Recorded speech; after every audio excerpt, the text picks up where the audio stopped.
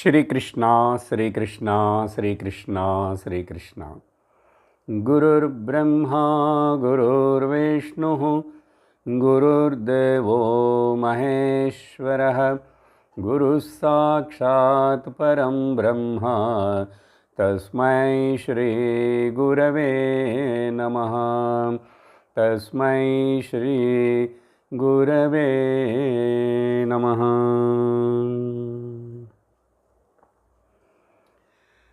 हरि ओम तत्सत्। श्रीमद् भगवद्गीत రెండవ అధ్యాయం సాంఖ్యయోగం 50వ శ్లోకం.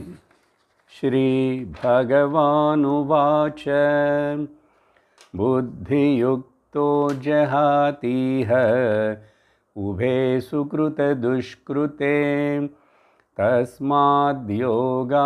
యుజ్యస్వ యోగః కర్మషు కౌశలం. భగవాన్ శ్రీకృష్ణ గడిచిన సత్సంగంలో చూసినటువంటి ముఖ్యమైన శ్లోకాలు.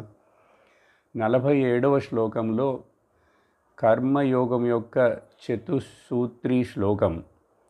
కర్మయోగమును గురించి భగవంతుడు 4 ముఖ్యమైన విషయాలను, the foundation, the pillars of the 4 pillars of the karma yoga.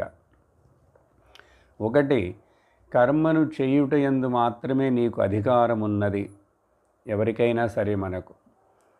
కానీ ఆ కర్మకు ఎలాంటి ఫలం, ఎప్పుడు, ఎంత వస్తుందనేటువంటిది ఆశించడానికి మనకు అధికారం లేదు. 2, 3, మనము ఆ కర్మ ఫలము ఉత్పత్తి అయ్యేందుకు ఒక ఏజెంట్గా ఉండకూడదు. నేను, కర్తనైన నేను చేస్తున్న పని ద్వారా అది ఫలమును ఇచ్చుటకు నేను దానికి కారకుడుగా ఉండకూడదు. ది క్యాటలిస్ట్ ఏజెంట్గా ఉండకూడదు నేను. అట్లా అని చెప్పి ఇంకా నేను అసలు మరి అప్పుడు ఏమీ పని చెయ్యను అనేటువంటి ఆ కర్మ మీద అసంగము కూడా ఉండకూడదు. అంటే కంప్లీట్గా నేను ఇంకా ఏమి చెయ్యను అనేటువంటి ఆ భావన కూడా మనకు ఉండకూడదు. చేయవలసింది చెయ్యాలి, చేయవలసినప్పుడు చేయాలి, చేసే విధముగా చేయాలి. ఇవి 4 కర్మయోగం యొక్క ముఖ్యమైన సిద్ధాంతములు. ఆ తర్వాత శ్లోకంలో 47 నుంచి ఏమి విషయం మాట్లాడామనేది జ్ఞాపకం చేస్తున్నాను. ఇటువంటి అతడు యోగస్థుడు. యోగం అంటే ఇక్కడ ఈ కర్మయోగమును బాగా అర్థము చేసుకొని ఈ విధంగా దాని యందు నిష్ఠుడై ఉండి ఈ విషయంలో ఎవరైతే కర్మలను, ఇంకా శరీరం ఉంది, జీవితం జరుగుతున్నది కాబట్టి చేయవలసింది చేస్తాడు.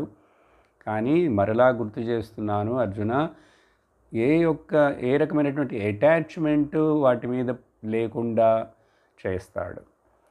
అలా అటాచ్మెంట్ లేకుండా చేసేటప్పుడు అంటే అర్థం ఏమిటంటే, అదేమిటండి అటాచ్మెంట్ లేకుండా అంటే ఏంటి? కర్మ అనేటువంటిది ఏమైనా వస్తువా?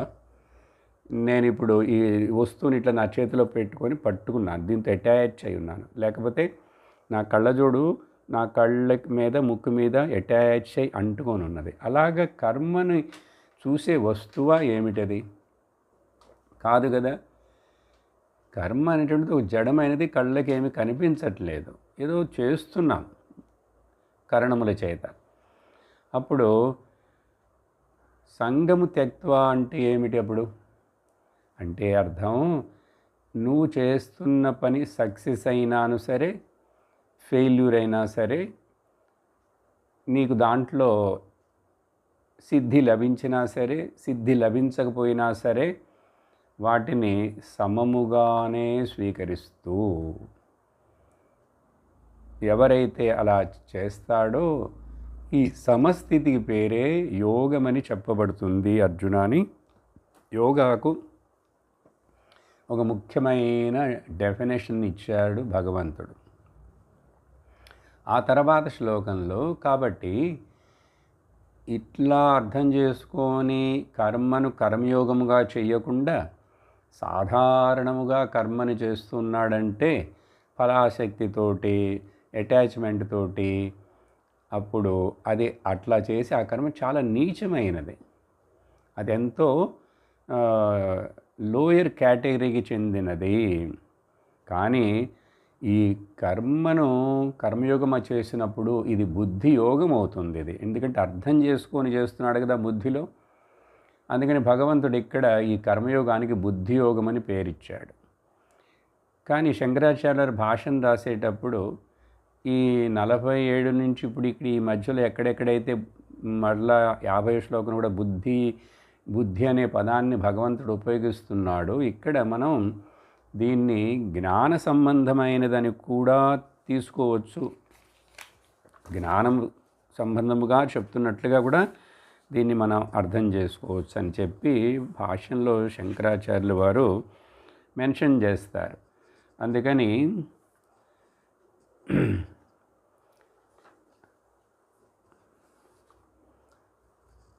అది గుర్తుంచుకోవాలి. జ్ఞానం అంటే ఇక్కడ బుద్ధి అంటే జ్ఞానము సంబంధించింది. జ్ఞానం అంటే తత్వార్థ దర్శనానికి ఉపయోగించే బుద్ధి. సరే, అది ఎనీహౌ భగవంతుడే మరలా జ్ఞానయోగా నుంచి బాగా వివరిస్తాడు. అట్లా చెప్పి కాబట్టి అర్జున, నువ్వు ఈ కర్మయోగమునకు దీనికి నువ్వు శరణాగతుడు అంటే దీన్ని అనుసరించు, దీన్ని స్వీకరించు. ఇలా నువ్వు దీన్ని స్వీకరించి అనుసరించకుండా ఉన్నావంటే నీకు నష్టం. ఇలా దీన్ని స్వీకరించకుండా అనుసరించకుండా ఆ కర్మ యొక్క ఫలము మీద ఆధారపడుతూ ఎవరైతే అటాచ్మెంట్ తోటి ఆ కర్మలను చేస్తుంటారో వాళ్ళ అహంకారం ఇంకా బలపడుతూనే ఉంటుంది. యాక్చువల్గా కర్మయోగము చేత, ఈ బుద్ధియోగము చేత మనుషుడి యొక్క అహంకారం సన్నగిల్లాలి, బలహీనపడిపోవాలి. అప్పుడు అలా చెయ్యని వాళ్ళకి భగవంతుడు ఒక పేరు పెట్టి పిలుస్తున్నాడు. వాళ్ళు కృపణులు. సో కాబట్టి కృపణులు అంటే లౌకిక విషయాలకే ముఖ్యత్వం ఇచ్చేవాళ్ళు. కృపణులు అంటే ఇంద్రియ భోగాలకే ముఖ్యత్వం ఇచ్చేవాడు. కృపణుడు అంటే లౌకికవాది. కృపణుడు అంటే భగవంతుడి మీద నమ్మకం లేనివాడు.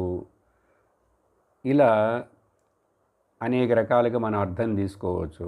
మొత్తానికి కృపణుడు అంటే ఇతడు దీనుడు, అంటే బ్యాడ్ లక్ పర్సన్, దురదృష్టవంతుడు సింపుల్గా చెప్పాలంటే. కానీ మరొక పక్క నేను చెప్పినట్లుగా ఇలా అనుసరించి అర్థం చేసుకొని దాని యొక్క ఫలం అంటే కర్మయోగం ఏ ఫలమునైతే ఇస్తుందో ఆ ఫలం వస్తుంది. నువ్వు అడగపోయినా వస్తుంది. ఆ పాయింట్ కూడా చెప్పాను ఆ రోజు. ఇప్పుడు మరి భగవద్గీత విను నీకు మంచిదని చెప్తున్నారు కదండి. ఇప్పుడు మరి భగవద్గీత వినటం, శ్రవణం చేయటం కూడా కర్మే కదా. ఈ కర్మలో నాకు ఫలం వస్తుందని ఆశిస్తూ చేస్తున్నానంటే మంచిదే. ఈ ఫలమును ఆశించు.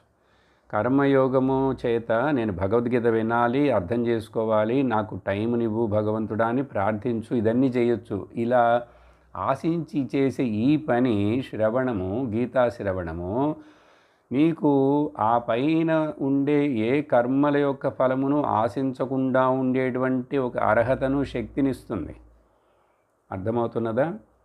కాబట్టి ఇది ఈ ఫలము చేత, దీన్ని ఆశించుట చేత మిగతా ఆశలన్నీ దూరమైపోతాయండి. అది అప్పుడు మంచిదే కదా. కాబట్టి ఇక్కడ కృపణుడు ఆపోజిట్, అతనికి ఏం పేరు చెప్పాం? బ్రాహ్మణుడు.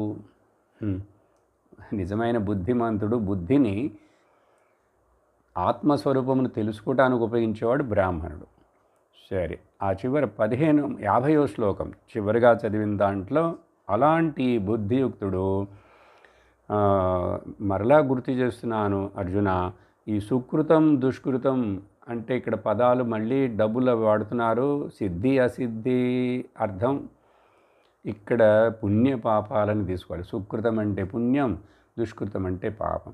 పుణ్యపాపాలు నాకు రెండు వద్దు, రెండు రెండు రకాలైనటువంటి సంకెళ్ళే అని చెప్పి ఏ దేని చేతనైనా నేను బంధించబడతానని తెలుసుకున్నాడు ఇప్పుడు. కాబట్టి జహాతి ఇహ, ఇక్కడే ఇప్పుడే ఈ పుణ్యపాపాల గురించినటువంటి ప్రసక్తి, ఆవేదన అటువంటిదేమీ లేకుండా, కానీ కేవలం ఈశ్వరార్థం చేస్తుంటాడు.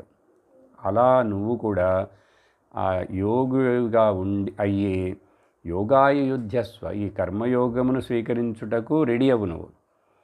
ఇలా చేయుటయే కౌశలము, కర్మాని యోగం అంటారు అని మరొక యోగాకి డెఫినేషన్ ఇచ్చాడు భగవంతుడు. మనం ఇక్కడ దాకా విని ఆపేశాం.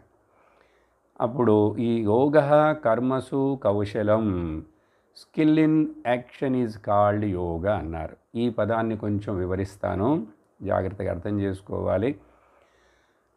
నిపుణత, కర్మలయందు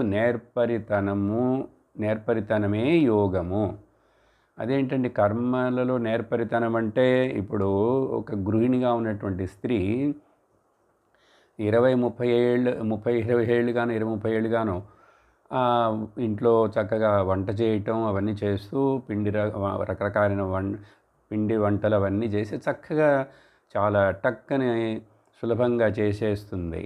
అప్పుడు ఆవిడికి దాంట్లో నేర్పరితనం ఉంది.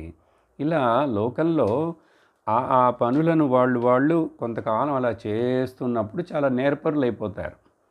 చిన్నప్పుడు మనం సైకిల్ నేర్చుకునేటప్పుడు చూడండి, చాలా కష్టపడతాం, కింద పడతాం, మోకాళ్ళన్నీ దూకుపోతాయి, అన్నీ అయితే తర్వాత ఇంకా అలవాటు పడి బాగా దాంట్లో స్కిల్నెస్ వచ్చిన తర్వాత ఒక చేతితోటి సైకిల్ని తొక్కుతాం, ఇంకో చేతితో పక్కన ఫ్రెండ్ని చేయి పట్టుకొని వెళ్తాం, తర్వాత లేకపోతే 2 చేతులు వదిలి కూడా హ్యాండిల్ని బ్యాలెన్స్ చేస్తాం కదా. మరి ఆ సర్కస్లో ఆ పిల్లలు అన్ని చేస్తున్నారంటే బాగా ప్రాక్టీస్ చేసి దాంట్లో వాళ్ళకి నేర్పరితనం వచ్చింది. దాన్ని స్కిల్ అంటారు. ఇప్పుడు ఇక్కడ భగవంతుడు చెప్పే స్కిల్ ఇన్ యాక్షన్ అంటే వాళ్ళ పనులు. 2-3 ఉదాహరణలు చెప్తాను, అప్పుడు బాగా అర్థమవుతుంది. మరి ఇవన్నీ అప్పుడు స్కిల్ అంటారా? మరొకటి ఏంటి చూడండి అర్థం. ఇప్పుడు ఈ బ్లాక్ క్యాట్స్ ఉన్నారు చూసారా? ఆ బ్లాక్ క్యాట్స్ చాలా స్కిల్ఫుల్గా వాళ్ళు చాలా డిజాస్టర్ మేనేజ్మెంట్లో వాళ్ళందరూ బాగా వాళ్ళకి నేర్పుతారు అన్నీ. నేర్చుకున్న తర్వాత వాళ్ళు చక్కగా దాన్ని నిర్వర్తిస్తారు బ్లాక్ క్యాట్లు కదా. Like disaster management team. Terrorist కూడా నేర్పరితనంతో వాడు అన్నీ నేర్చుకొని చాలా నేర్పరితోటి దేశంలో బార్డర్లో ప్రవేశించి ఇంకా అక్కడికి వచ్చి వాడు ఏం చేయాలని వచ్చాడో దాన్ని టక్ నుంచి కరెక్ట్గా చేస్తాడు నేర్పరిగా. ఇప్పుడు మరి ఇదంతా యోగం అయితే అప్పుడు ఇంకేంటంటే డిఫరెన్స్ అవుతుంది కదా అలా. అప్పుడు మరొకటి జంతు ఉదాహరణ చెప్తాను చూడండి. ఇప్పుడు పిల్లి ఉందండి.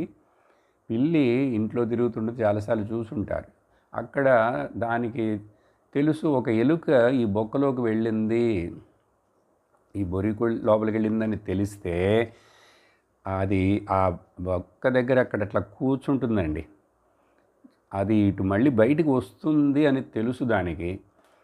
వచ్చినప్పుడు పట్టుకోవాలని ఎంతో ఓర్పుతోటి సహనంతో అక్కడే కూర్చొని ఏకాగ్రతతోటి చూస్తుంటుంది. ఆ ఎలుక కనుక బయటికి వచ్చిందంటే ఎంత నేర్పరితనముగా ఆ పిల్లి ఎలుకను పట్టేస్తుంది. చూశారా? అప్పుడు అడుగుతాను ప్రశ్న, ఈ పిల్లి ఈ క్యాటు ఆ ఎలుకను బొక్కలో నుంచి వచ్చిన ఎలుకను పట్టుకున్నంత నేర్పరితనముగా మనం ట్రైనింగ్ ఇచ్చినటువంటి బ్లాక్ క్యాట్లు పట్టుకోగలరా? మీరెంత ట్రైనింగ్ అయినా ఇవ్వండి, ఆ ఎలుకని ఆ పిల్లి పట్టుకున్నట్లుగా డొమెస్టిక్ క్యాట్ పట్టుకున్నట్లుగా ఈ బ్లాక్ క్యాట్లు పట్టుకోలేరు. సో కాబట్టి ఆ పక్షులు కానీ ఆ చిన్న పక్షి ఉంది చూసారా, దాన్ని గిజ్జుగాయ గూడు అంటారే, వీవరింగ్ బర్డ్, ఎంత చక్కగా అల్లుతుందండి దాని గూడుని, ఎంత అందంగా ఉంటుంది చూసారా. చక్కగా అల్లుతుంది, ఎవరికి అందకుండా పెడుతుంది. చక్కటి ఒక డోర్ లాగా ఎంట్రన్స్ పెట్టుకుంటుంది. దాంట్లోంచి మళ్ళీ లోపలికి వెళ్ళి అక్కడ ఉండటానికి, గుడ్లు పెట్టడానికి అలా చక్కగా ఏర్పాటు చేసుకుంటుంది. అట్లా ఏ ఇంజనీర్ అయినా సరే, ఏ బట్టలు నేసేవాడైనా సరే అంత నేర్పరిగా అట్లా చేస్తాడా? నేను ఆ నారు పీచు మీకు ఇస్తాను, వాడిని చేయమనండి. మరి అప్పుడు ఏంటండి స్కిల్ ఇన్ యాక్షన్ అంటే? వినండి. స్కిల్ ఇన్ యాక్షన్ అంటే మొదట్లో ఇంగ్లీష్లో చెప్తాను, తర్వాత దాన్ని అర్థం చేసుకుందాం. Doing the actions without reaction and showing the attention without tension. మనం ఏ యాక్షన్ చేస్తున్నప్పుడు కూడా దానికి ప్రతి రియాక్షన్ బయట వస్తుంది. ఇప్పుడు నేను ఇట్లా చెయ్యి తట్టానంటే చేతులు శబ్దం వచ్చింది, ఒక రియాక్షన్ వచ్చేసింది. అలాగే మనం చేసే అన్ని పనులకి మన చుట్టూ ఏదో ఒక రియాక్షన్లు వస్తుంటాయి. రియాక్షన్ అంటే బదులు అర్థం. కానీ ఆ రియాక్షన్కి నేను ఎట్లా మరలా యాక్ట్ చేయాలి అని గుర్తుంచుకోకుండా ఆ రియాక్షన్లకి నేను మళ్ళీ రియాక్ట్ అవుతే మళ్ళీ రియాక్ట్ అవుతాయి. రియాక్షన్కి నేను మళ్ళీ యాక్ట్ చేయకుండా రియాక్ట్ అవుతే అది ప్రాబ్లం. మరి అప్పుడు ఏం చేయాలి? యాక్ట్ చేయాలి. దాన్ని యాక్ట్ అంటారు. కాబట్టి ఏ పనులు చేసినప్పుడు కూడా రియాక్ట్ అవ్వకుండా చేయటం, మన ముందు ఎదురువాళ్ళు చేస్తున్న వాటికి కూడా రియాక్ట్ అవ్వకుండా జస్ట్ యాక్ట్ చేయి, యాక్ట్ చేయి. రెస్పాన్స్ ఇవ్వుగానే అది రియాక్షన్ అయిన రెస్పాన్స్గా ఉండకూడదు. అర్థమైందా? ఇది గమనిస్తే తెలుస్తుంది. జీవితంలో ప్రతిరోజు మనం అన్నిటికీ చాలా వాటి రియాక్ట్ అవుతుంటాం. మనకే తెలియదు, అలవాటు పడిపోయి అట్లా రియాక్టింగ్ స్వభావమే ఉంటుంది అన్నిటికీ. ఏదో కామెంట్ చేస్తాం, ఏదో ఒకటి దాని గురించి మనకు ఇష్టం అయిష్టం అని తెలియజేస్తాం. మరొకటి సరే, ఇది ఒక పాయింట్. రెండోది ఏంటి? Show the attention. ఏ పని చేయాలైనా దాంట్లో దాన్ని నెరవేర్చాలి, టైంకి చేయాలి, చక్కగా చేయాలంటే కొంచెం అటెన్షన్ ఉండాలి. అటెన్షన్ అంటే ఏకాగ్రత అక్కడ ఉండాలి. ఎంత అలవాటు ఉన్నా కూడా కొంచెం ఏకాగ్రతతోటి అటెన్షన్ తోటి చేయాల్సి ఉంటుంది. కానీ ఆ అటెన్షను చూపించేటప్పుడు టెన్షన్ అవ్వకూడదు. ఉదాహరణ చెప్తాను చూడండి. ఒక తల్లికి ఇంట్లో వంట చేసి పొద్దున్నే రెడీ చేసి భర్తకు క్యారేజ్ రెడీ చేసి పెట్టాలి, పిల్లలకి రెడీ చేసి పెట్టాలి, పిల్లల్ని కరెక్ట్గా స్కూల్ బస్సు వచ్చేసరికి వాళ్ళని అక్కడ దింపేట్లుగా చేయాలి. ఇవన్నీ చేస్తున్నది, కొన్ని సంవత్సరాలుగా చేస్తుంది, ఆవిడికి బాగానే అలవాటైంది. కానీ ప్రతిరోజు ఈ వంట చేసి ఈ టిఫిన్ బాక్సులు రెడీ చేసి వాళ్ళని టైంకి పంపించే లోపల టెన్షన్ పెరిగిపోతుంది, బ్లడ్ ప్రెషర్ పెరిగిపోతుంది. రోజు చేసే పనే. సరే, మగవాళ్ళ ఎగ్జాంపుల్ చెబుతాం. ఒక ఆయన రోజు రెడీ అయిపోయి కరెక్ట్గా 9 గంటలకి బయటికి వెళ్ళి బస్ స్టాప్లో బస్సుని పట్టుకోవాలి. అప్పుడే కరెక్ట్గా 10ంటికి ఆఫీస్కి వెళ్ళగలరు. సో రోజు చేస్తున్న పనే. కానీ ఆ 9 అవ్వటానికి ముందు నుంచి కొంచెం టైం అంతా కాన్షియస్లో ఉండి అది నేను చేస్తున్నప్పుడు తెలియకుండా లోపల కొంచెం టెన్షన్ బిల్డప్ అవుతుంది. కొంచెం అట్లా ఇట్లా ఏదైనా కనపడకపోయినా వెతకాల్సి వచ్చినా అప్పుడే ఈ అరుపులు, కొంచెం తిట్లు, ఇంట్లో గొడవలు వస్తుంటాయి కదా. ఎందుకంటే వంటింట్లో ఆవిడ బిజీగా ఉంది, పిల్లలందరూ వాళ్ళ పనుల మీద వాళ్ళు బిజీ. వాడు అడుగుతాడు, సాక్స్ ఎక్కడుందమ్మా, షూ ఎక్కడుంది, నా బ్యాగ్ ఎక్కడుంది అంటుంటాడు. ఈయన ఏదో అడుగుతాడు అందరికి. అందుకని టెన్షన్. ఇలా అటెన్షన్గా ఉండు, టెన్షన్ పడకు. ఇదండి యోగ కర్మషు కౌశలం అంటే. మరొక సింపుల్ అర్థం చెప్తాను. ఎలర్ట్ లివింగ్ ఈజ్ కాల్డ్ కౌశలం. ఇది ఎలర్ట్ లివింగ్ అంటే ఏంటి? ఇది చాలా సులభంగా అర్థమవుతుంది. ఒక చోట వెళ్ళాం, చెప్పులు అక్కడ విడిచి లోపలికి వెళ్ళాలి. లీవ్ యువర్ ఫుట్వేర్ హియర్ అని రాస్తుంది, పెడతాం. మన ఇంట్లోనైనా సరే మన చెప్పు స్టాండ్లో. కానీ ఆ చెప్పుల్ని అక్కడ పెట్టేటప్పుడు కరెక్ట్ అయిన స్థానంలో నీట్గా ఒక చెప్పు అటు ఒక చెప్పు ఇటు అట్లా కాకుండా జస్ట్ అట్లా త్రోసి పారేయకుండా నీట్గా పెట్టటమే అలర్ట్నెస్ లివింగ్. అది యోగా అండి. అందుకని యోగా అంటే ఏదో పెద్ద పెద్ద ఉదాహరణలు చెప్పకూడదు, అర్థం చేసుకోవాలి. అందుకని స్కిల్ ఇన్ యాక్షన్ అంటే అలర్ట్ లివింగ్. ఏ పని చేస్తున్నా చక్కగా నీట్గా, ఎవరికి అది తొందర చేయకుండా క్లీన్గా, టైంకి, అన్నీ టైంకి అదే అట్లా చేయగలిగితే అది యోగ కర్మషు కౌశలం అండి.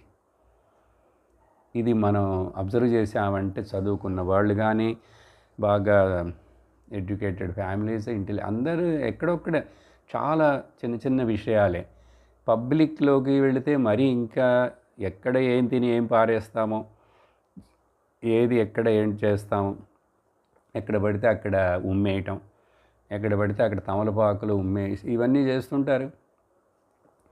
ఇట్లా అలర్ట్ లేకుండా జీవిస్తున్నాడు కేర్లెస్గా అంటే వాడు అయోగి. చూడండి, అందుకని యోగా అంటే మరొక అర్థం సెల్ఫ్ డిసిప్లిన్ అండి. నేను నా మీద నేనే ఈ రూల్స్ పెట్టుకున్నాను. నేను దీనికి వ్యతిరేకంగా మరొక విధంగా ప్రవర్తించలేను నేను అని చెప్పి చాలా చిన్న చిన్న విషయాలైనా సరే జీవితంలో ఎప్పుడైతే వాటికి ముఖ్యత్వం ఇచ్చి సరిగ్గా చేస్తామో ఆటోమేటిక్గా పెద్ద విషయాలన్నీ బాగా జరుగుతాయి.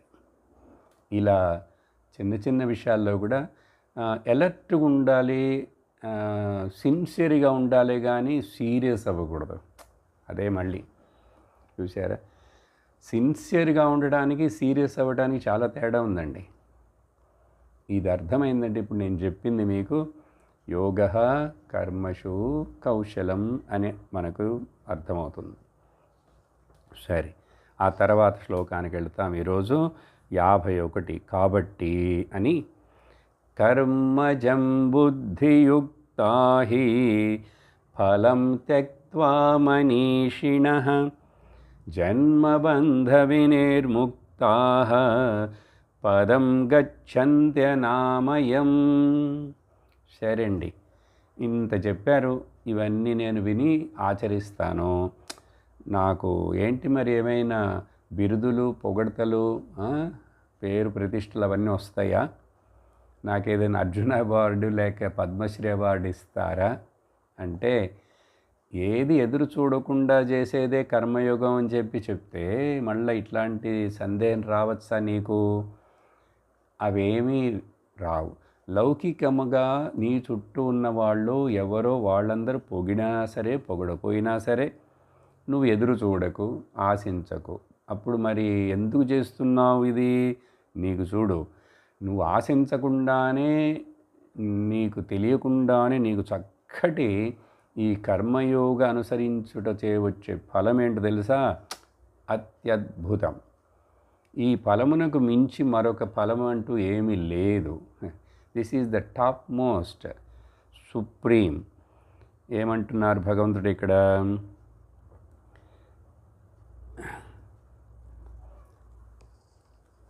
కర్మ చేయుట వలన ఏ ఫలమైతే వస్తుందో జనరల్గా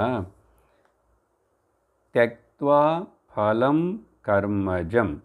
ఈ బుద్ధియుక్తులు, బుద్ధియుక్తాః అంటే ఈ కర్మయోగ విషయాన్ని ఇట్లా అర్థం చేసుకున్న వాళ్ళు, ఎలర్ట్ లైఫ్ జీవించేవాళ్ళు, సమత్వ బుద్ధితోటి జీవించేవాళ్ళు, వాళ్ళందరినీ కలిపి ఇక్కడ భగవంతుడు బుద్ధియుక్తులు అని ఒక టైటిల్ ఇస్తున్నారు. మొన్న చెప్పాను కదా, బుద్ధి అందరికీ ఉందండి, కానీ అందరూ బుద్ధిమంతులు కాదు. సో బుద్ధియుక్తులు వీళ్ళు ఏం చేస్తారు? కర్మముచే పుట్టబడినటువంటి ఫలమును వదిలేసి, ఎందుకంటే కర్మ ఫలమును ఇస్తూ ఉంటుంది ఏదో ఒకటి, కానీ నేను దాన్ని క్లెయిమ్ చేయట్లేదు. త్యక్త్వా, అప్పుడు ఆ ఫలములో ఇష్ట అయిష్ట దేహ ప్రాప్తులు వస్తాయి కదా. ఇవి మనకు ఏ శరీరం వస్తుంది, ఎట్లాంటి శరీరం వస్తుంది, ఎక్కడికి వెళతాను, ఏమైనా ఉంటాయి.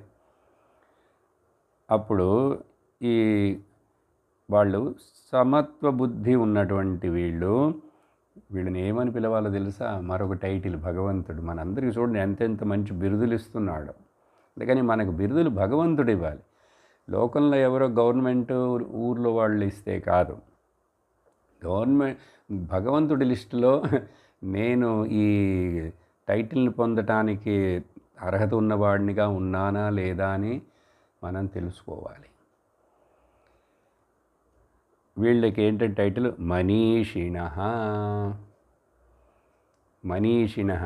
ఇప్పుడు ఇతడు జ్ఞాని అయినాడు, లేకపోతే జ్ఞాని అవ్వబోతున్నాడు.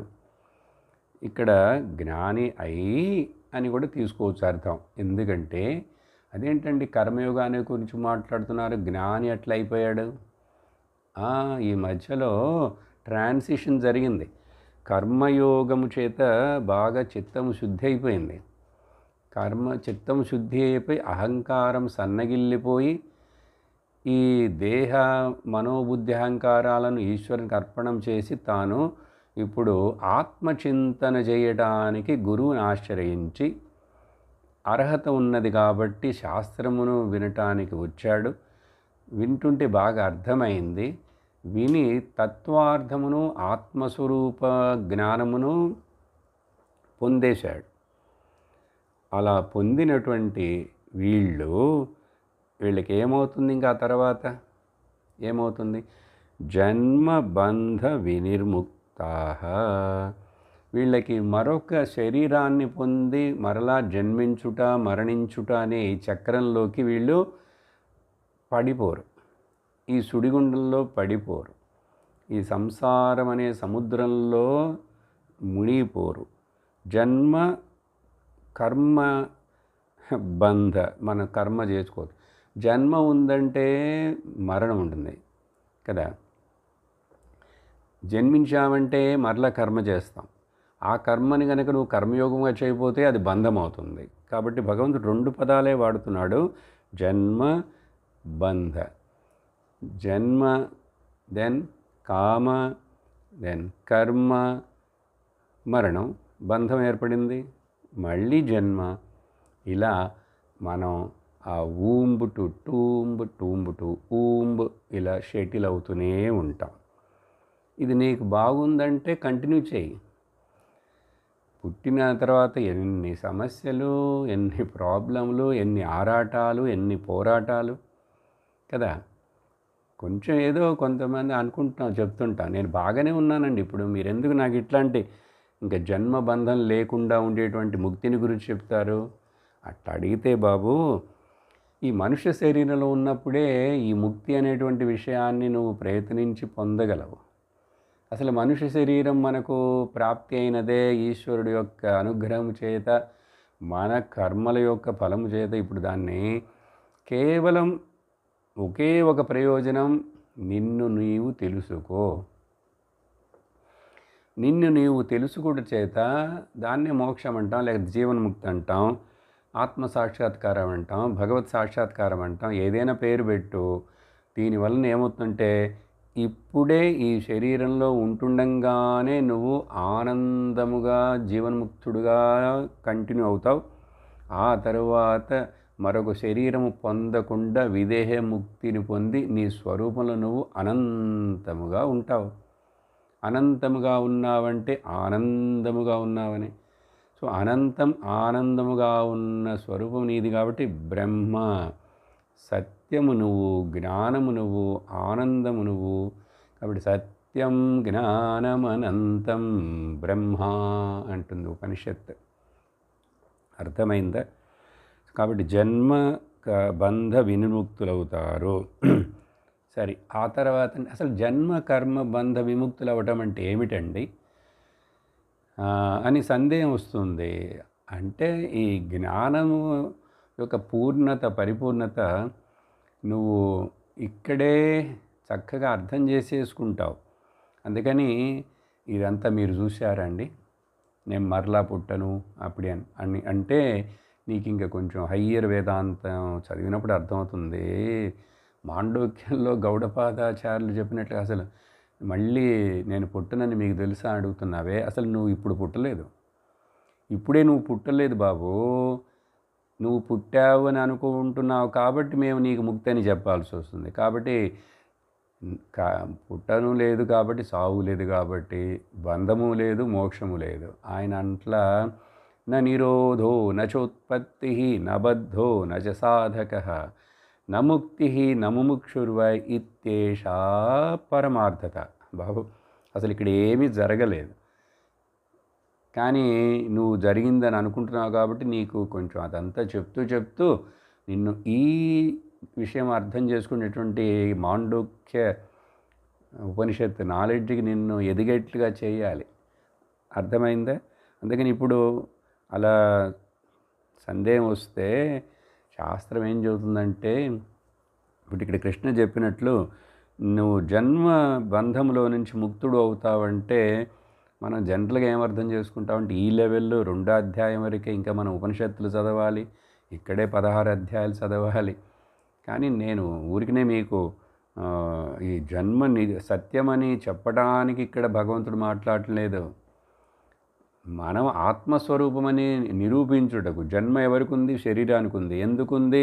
నువ్వు శరీరం అనుకుంటున్నావు, అనుకొని కర్మలు చేస్తున్నావు, డూయర్షిప్, కర్తృత్వ భావం, నాది, నాకు ఫలం రావాలి అని చెప్పి మమకారం, దీనివల్ల నువ్వు చిక్కుకున్నావు. ఇది నీకు చెప్పాలంటే నువ్వు బయటపడతావని చెప్పాలి. బయటపడటం అంటే ఏంటి? అనామయం పదం గచ్చంతి అంటున్నారు చివర్లో. ఈ పదం అంటే అదేదో ఎక్కడో ఉంది, వైకుంఠ పదం, శివపదం అని చెప్పి అర్థం కాదండి. మనుష్య జన్మకి తెలుసుకొని గుర్తించవలసినటువంటి గమ్యం పదం. దాన్ని మోక్షం అంటారు. ఆత్మనైన నేను అసలు పుట్టనే లేదు, న జాయతే మ్రియతేవా. కాబట్టి నేను, నాలో వికారాలు లేవు అని చెప్పి అనే జ్ఞానాన్ని పొందుటయే మోక్షం. ఇది ఎలాంటి జ్ఞానం? అనామయము. ఈ పదం కూడా ముఖ్యం.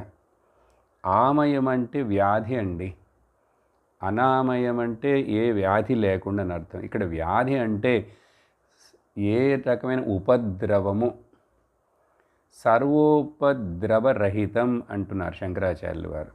ఉపద్రవం అంటే తెలుసుగా, ఉప్పెన వచ్చిందంటారు, ఏదో వాళ్ళకు పెద్ద ఉపద్రవం వచ్చి పడింది, టక్కని ఏదో సడన్గా ఒక సమస్య. ఈ జీవితం పుట్టడమే ఒక ఉపద్రవం. ఆ పుట్టిన తర్వాత మరి ఉపద్రవాలు రాకుండా ఉంటాయా ఏంటి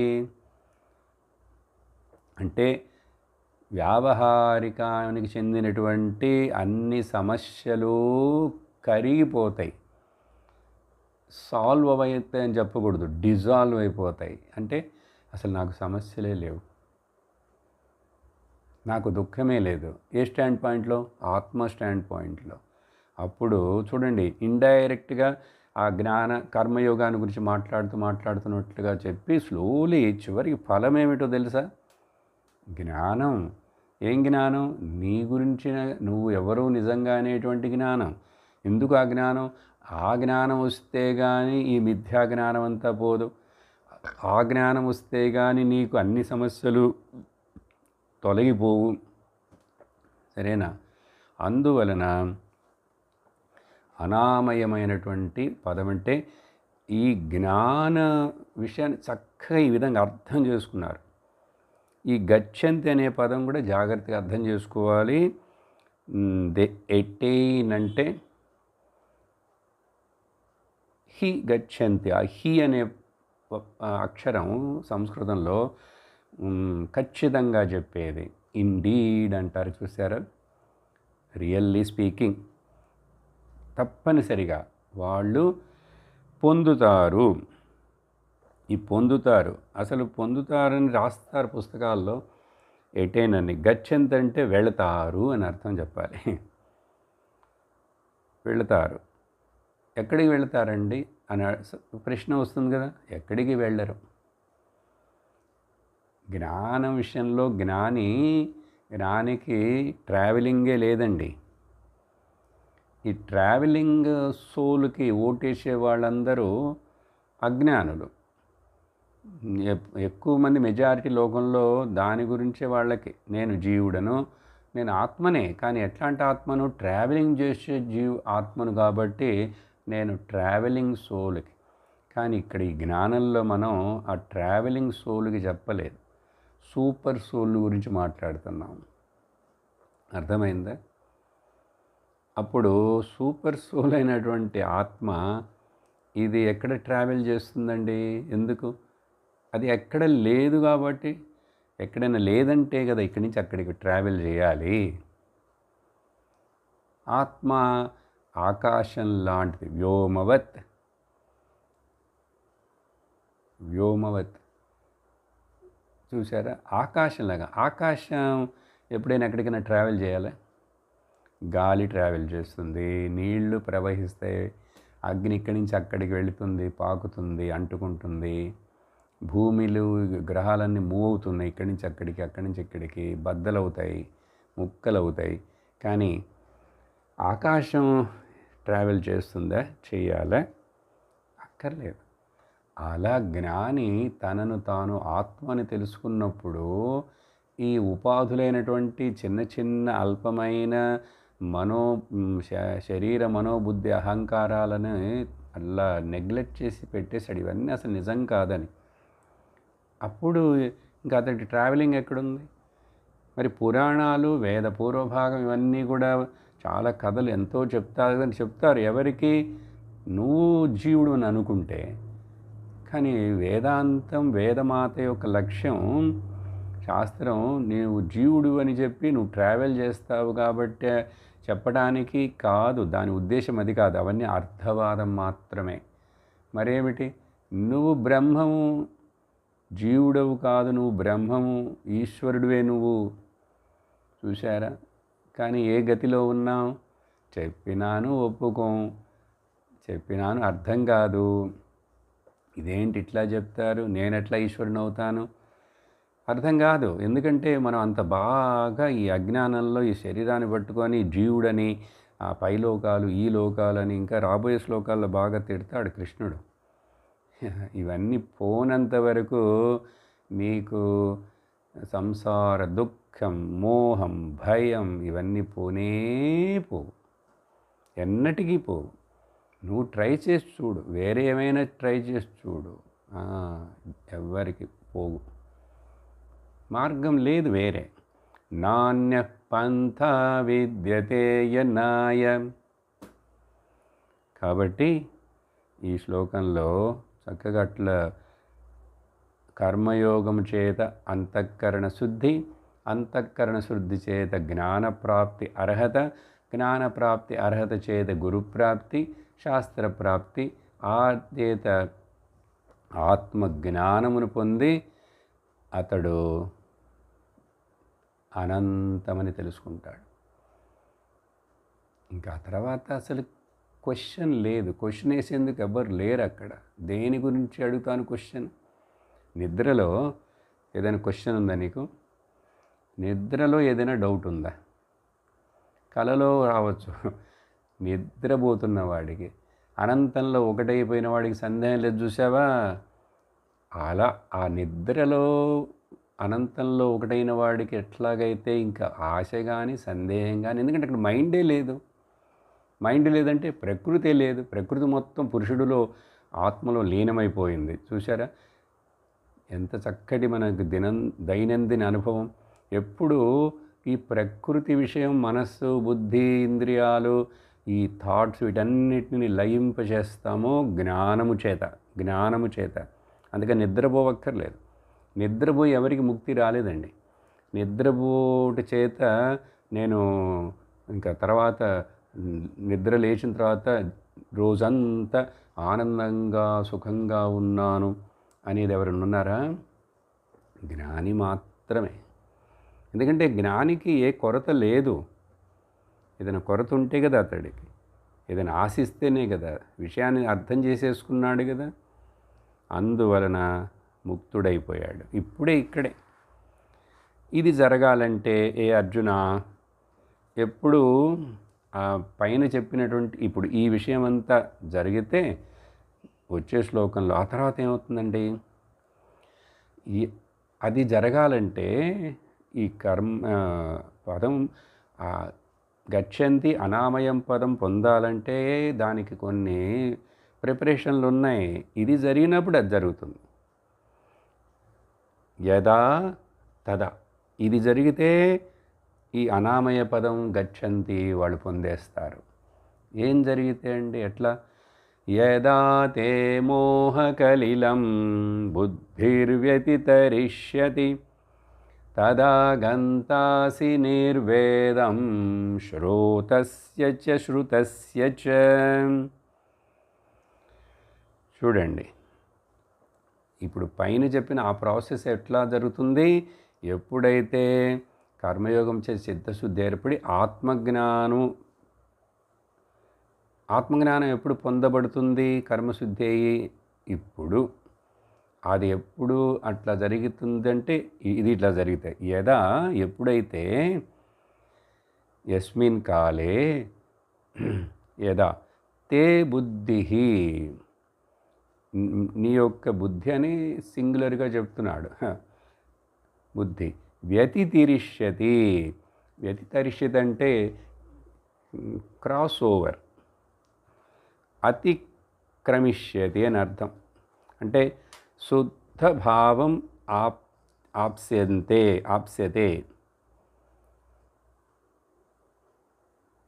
శుద్ధ భావం అంటే ఏంటి, సందేహము లేని, ఏ కోరిక లేని అటువంటి భావం. వ్యతిరిష్యతి ఎట్లా, గోస్ బియాండ్, ఎట్లా వెళుతుంది దాటి, ఎప్పుడంటే మోహ కలీలం, దేని దాటి వెళ్ళాలండి, ఆ నదిని దాటి వెళ్ళాలా, ఈ బౌండరీ దాటి వెళ్ళాలా, బయట ఏదైనా చెప్తే తెలుస్తుంది. ఈ దాటి వెళ్ళడం అంటే ఏంటి, వ్యతిరిష్యతి. How can I cross over, go beyond అంటే మోహ కలీలం, దేని దాటి వెళ్ళాలి, నీ బుద్ధిలోనే ఉన్నటువంటి కలీలం అంటే మట్టి, మలినం, లేక మిస్ట్, పొగ. ఏం పొగ, డెల్యూషన్ అనే పొగ, డెల్యూషన్ అనే మిస్ట్, మోహ కలీలం. మోహం అంటేనే డెల్యూషన్, కలీలం అంటే చాలా థిక్ డెల్యూషన్, చాలా చీకటిగా ఉంది, అక్కడ వేరే పొగ ఉన్నది, లేక మంచుగా ఉన్నదంటే అప్పుడు మోహకలీలం వ్యతిరిషదంటే ఎట్లా అది దాటేది. అది శంకరాచార్యుల వారు రాస్తున్నారు, ఏన ఆత్మానాత్మ వివేక బోధ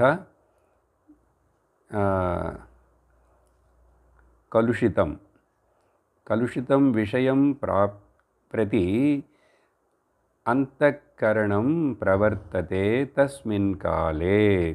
ఎప్పుడైతే ఇంకా ఈ మనసు బుద్ధి ఆత్మచింతనలో, స్వరూప చింతనలే ఉండటం నిలబడి ఉంటుందో, అన్నిటినీ మర్చిపోకుండా ఎప్పుడైతే అది జరుగుతుందో, ఆత్మని గ్రహిస్తామో, మన స్వరూపం ఏందని తెలుసుకుంటాం, ఆ సమయంలో అప్పుడు తస్మిన్ కాలే తదా. కాబట్టి యదా మోహకలిలం బుద్ధి వ్యతిరిష్యతి, అది మాత్రమే కాదు, అప్పుడు తదా ఇంక తర్వాత ఏమవుతుంది, మరియు తదా గంతాసి. గంతాసి అంటే కూడా మళ్ళీ గచ్చ పదంలో నుంచి వచ్చిందే, నువ్వు దాటేస్తావు, నువ్వు పొందుతావు, ప్రాప్స్యసి. గంతాసి ప్రాప్స్యసి, ఏమి పొందుతావు, ఏమి దాటుతావు, నిర్వేదం వచ్చేస్తుంది నీకు. నిర్వేదం అంటే వైరాగ్యం వచ్చేస్తుంది. ఇక్కడ వైరాగ్యం అంటే జాగ్రత్తగా అర్థం చేసుకోవాలి, డిస్పాషన్ బికాజ్ ఆఫ్ డిస్క్రిమినేషన్ వస్తే మంచిది, అది జ్ఞానానికి దారితీస్తుంది. కానీ అదే డిస్పాషన్ అంటే వైరాగ్యం. బికాజ్ ఆఫ్ డిప్రెషన్ వచ్చిందంటే అది నిన్ను పతనం చేస్తుంది. చూసారా, పదాలు ఒకటేగా ఉన్నాయి. డిస్పాషన్ బికాజ్ ఆఫ్ డిస్క్రిమినేషన్ అంటే వివేకము వలన వచ్చిన వైరాగ్యము ప్రయోజనపడుతుంది, మనకు ముక్తిని, జ్ఞానమును, ముక్తినిస్తుంది. కానీ విషాదము వలన వచ్చిన వైరాగ్యము మనల్ని బలహీనులను చేసి కృంగదీస్తుంది. చూసారా 2 వార్తలు. విషాదము చే వచ్చే వైరాగ్యము నిలబదండి. విషాదం వలన వచ్చే వైరాగ్యం ఏంటంటే ఏం చెప్తాం సహజంగా ఉదాహరణ, ప్రసూతి వైరాగ్యం. ప్రసవ సమయంలో ఒక స్త్రీకి ఏర్పడేటువంటి అంత వైరాగ్యం ఎంతంటే, అసలు నాకు ఈ పిల్లలు వద్దు, ఈ మొగుడు వద్దు, ఈ లోకం వద్దు, ఈ శరీరం వద్దు, అంత బాధగా ఉంది ఎందుకు అని చెప్పి చాలా తీవ్రమైన ఒక వైరాగ్యం. ఆ నొప్పులు వచ్చినప్పుడు చూడండి, ప్రసవ వేదన. కానీ ఎంతసేపు అది? కొంచెం సేపే. ఆ ప్రసవం అయిపోయి అన్ని వేదన తగ్గిపోగానే మరల మోహంలో పడిపోతాం. మోహం అంటే పిల్లవాడిని చూసుకోవాలి, పిల్లవాడికి పెంచాలి, పాలు ఇవ్వాలి, ఇవ్వు. కానీ మోహంలో ఎందుకు పడిపోవటం? ఇంకా ఆ తర్వాత ఏం మర్చిపోతావు మరి? ఇట్లాంటి బాధలు మళ్ళీ వస్తాయిగా. జీవితం అంటేనే, పుట్టుక అంటేనే ఇట్లాంటి దుఃఖాలే. భగవంతుడు తర్వాత చెప్పబోతాడు, ఇదంతా ఒక దుఃఖాలయం, అశాశ్వతం. దుఃఖాలయం అశాశ్వతం. తర్వాత ఇది ఇంతే, దీని యొక్క స్వభావం ఇంతే. అప్పుడు వైరాగ్యం మరొక ఉదాహరణ చూడండి, శ్మశాన వైరాగ్యం. కొంతమందికి ఎవరు చనిపోయారు, బంధువులు, ఇంట్లోనో పక్కవాళ్ళు, ఒకసారి వాళ్ళతోటి ఆ శరీరం దహనం చేసేప్పుడు వెళ్తారు శ్మశానానికి. వెళ్ళి ఆ వెళ్తున్నంతసేపు ఏదో కొంచెం దుఃఖంగా అట్లా, ఇప్పుడు దాకా మాట్లాడుతూ ఉన్నాడు, నిన్నటి దాకా బాగానే ఉన్నాడు, టక్కని పోయాడే అని చెప్పి అక్కడ వెళ్ళిన తర్వాత ఇంకా శరీరాన్ని కాల్ చేస్తుంటే చాలామంది చూడలేరు, భయపడతారు, అటు తిరిగి చూస్తుంటారు, లేకపోతే వేరేదో మాట్లాడుకుంటుంటారు. అప్పుడంతా కొంచెం వైరాగ్యంగా మాట్లాడతారు. ఎంతసేపు ఉంటుందండి అది? అక్కడి నుంచి బయటకు వచ్చేసి కాళ్ళు కడుక్కొని ఇంకా సాయంకాలం అయ్యేసరికి మళ్ళీ టీ కాఫీలు తాగి కొంచెం టీవీ చూసి ఎట్లా 10 మందితో ఏవో మాట్లాడేసరికి ఆ కొంచెం వైరాగ్యం పోతుంది. కాబట్టి విషాదం వలన వచ్చిన వైరాగ్యం కాదు, అది నిలవదు. వివేకము చేత రావాలి, అప్పుడు ఆ వైరాగ్యం జ్ఞానానికి దారితీస్తుంది. తదా అప్పుడు ఏమవుతుందంటారు? అప్పుడు ఇంక నీకు శ్రోతవ్యస్య శృతస్య చ. వైరాగ్యం దేని గురించి అండి? ఈ వివేకం చేత వచ్చిన వైరాగ్యం దేని గురించి అంటే, ఆ తర్వాత నీకు ఇంకా నువ్వు ఇంకా ఏవేవో వినాలి, ఏవేవో సాధించాలి, ఏవేవో తెలుసుకోవాలనేటువంటి, లేక ఇప్పుడు వరకు నువ్వు విన్నవి తెలుసుకున్నవి ఇవన్నిటి మీద కూడా నీకు ఇంక చాలు, అలం అంటారు, చాలు అని వైరాగ్యం వస్తాయి. శ్రోతవ్యం శృతం చ నిష్ఫలం.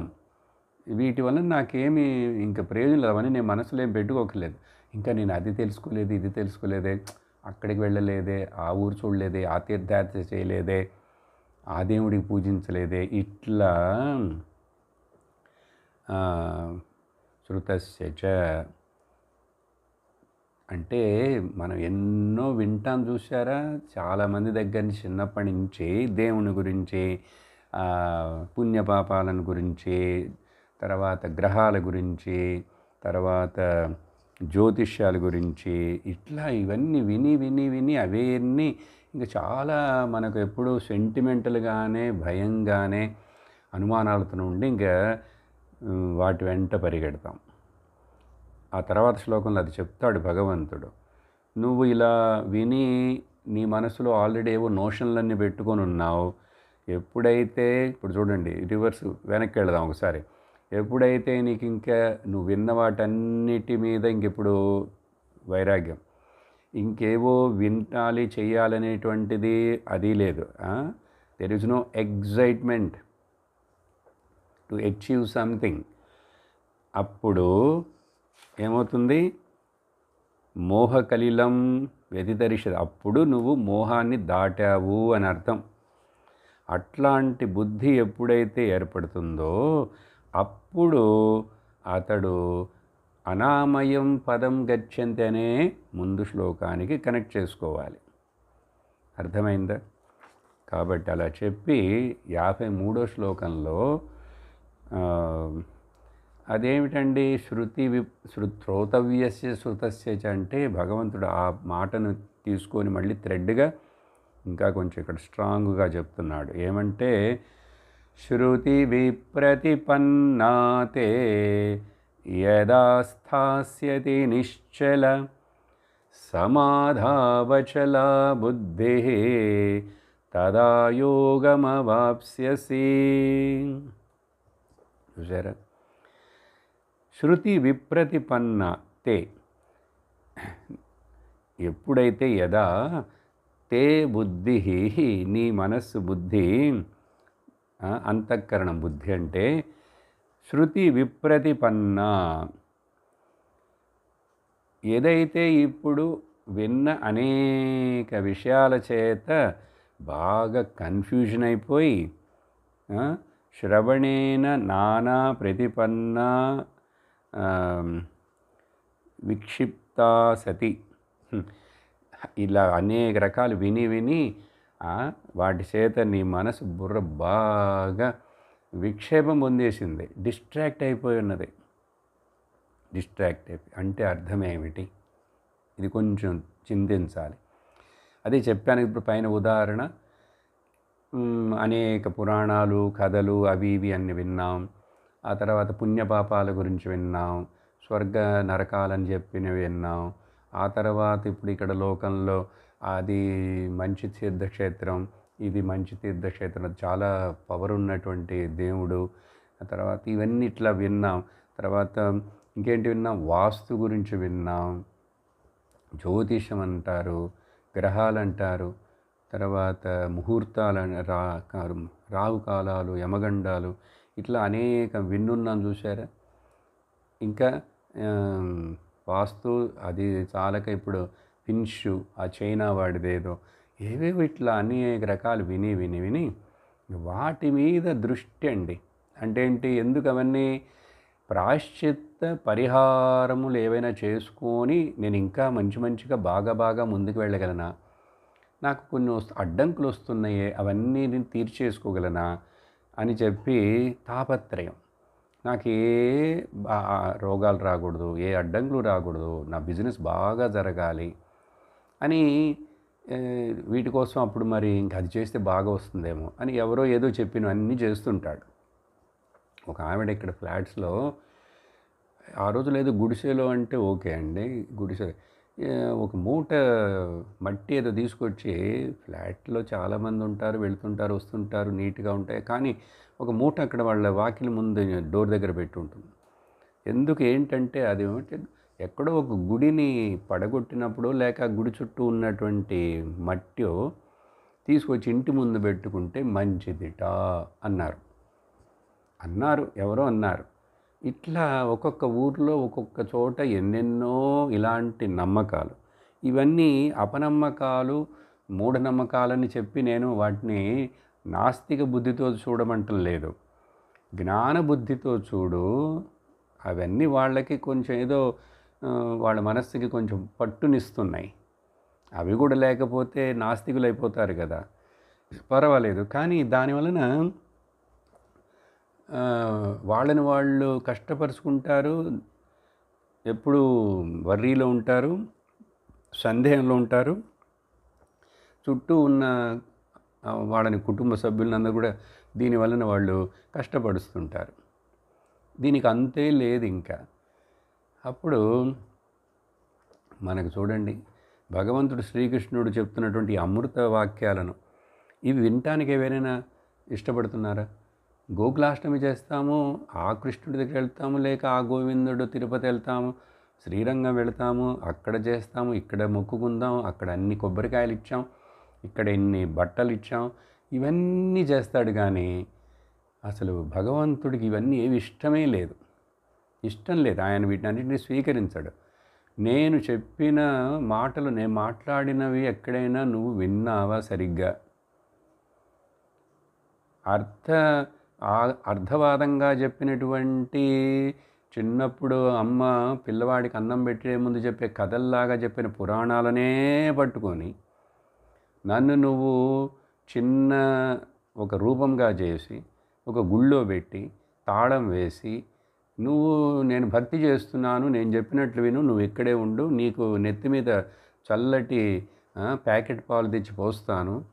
చూడండి, ఆ భగవంతుడు విగ్రహం మాట్లాడదు కాబట్టి మనం ఎంత కష్టం పరుస్తున్నాం. మామూలు మనిషికి ఎవరికైనా అభిషేకం అని చెప్పి నెత్తి మీద అట్లా బిందెలు బిందెలు పోస్తూ ఉంటే పాలు పోయి ఏవైనా పోయి, దాంట్లో అర్థం వేరే ఉంది. నేను ఇప్పుడు దాన్ని క్రిటిసైజ్ చేయట్లేదు. అదంతా కూడా త్యాగం కోసం, యజ్ఞ భావంతో చేయడం కోసం, అదంతా జీవరాశులకు వెళతాయి. ఆ పాలు కానీ తేనె కానీ అవన్నీ అన్నీ ఒకటే. కానీ మనం ఎప్పుడైనా ఆలోచిస్తున్నామా అవన్నీ ఆయనకి నిజంగా అంత ఇష్టమా? మన ఇష్టానికి సంబంధించినట్లుగా చేస్తున్నాం. ఆయన ఏమి ఇష్టపడతాడంటే, నువ్వు నా మాటలు విని నువ్వు జ్ఞానాన్ని పొందు అని ఆయన ఆశ. కానీ ఇది ఎవ్వరూ అర్థం చేసుకోరండి లోకంలో. చాలా కష్టం, ఎన్నో జన్మలు పడుతుంది. ఎన్ని చదివినాను, శాస్త్రం చదివిన వాళ్ళు కూడా, పురాణాలన్నీ చదివిన వాళ్ళు కూడా ఎన్ని చెప్పినా కూడా దాన్ని దాటి బయటికి రాలేరు. ఇప్పుడు ఏమిటంటే దానివలన అట్లా అంటే ఏంటండి, అదంతా ధర్మం కదా అనుసరించదంటారు. ధర్మం అనుసరించడం అంటే ఇలా అది కాదు అర్థం. ధర్మం అంటే వాల్యూస్, విలువలు, అవి కావాలి. కానీ కృష్ణుడు ఎక్కడైనా ఏవైనా చెప్పాడు ఇక్కడ, ఈ దేవుడి పేరుని చెప్పాడా, ఈ విధంగా పూజించని చెప్పాడా? మ్యాక్సిమం చెప్తాడు. తర్వాత అన్ని వాల్యూస్ గురించే, మనస్సు మనస్సు మనస్సు. అప్పుడు పత్రం పుష్పం ఫలం తోయం యో మే భక్త్యా ప్రయచ్చసి, అన్ని సింగులరే. ఒక పత్రం చాలు, ఒక పుష్పం చాలు. మనమేం చేస్తున్నాం? రోడ్డు మీద వెళ్ళి అందరి పక్క వాళ్ళ ఇళ్లలో, రోడ్డు మీద అందరి ఇళ్లలో నుంచి ఆ పూలనన్నిటిని లాక్కొచ్చి నేను దేవుడికి ఇస్తాను. దొంగతనం కదా ఇది.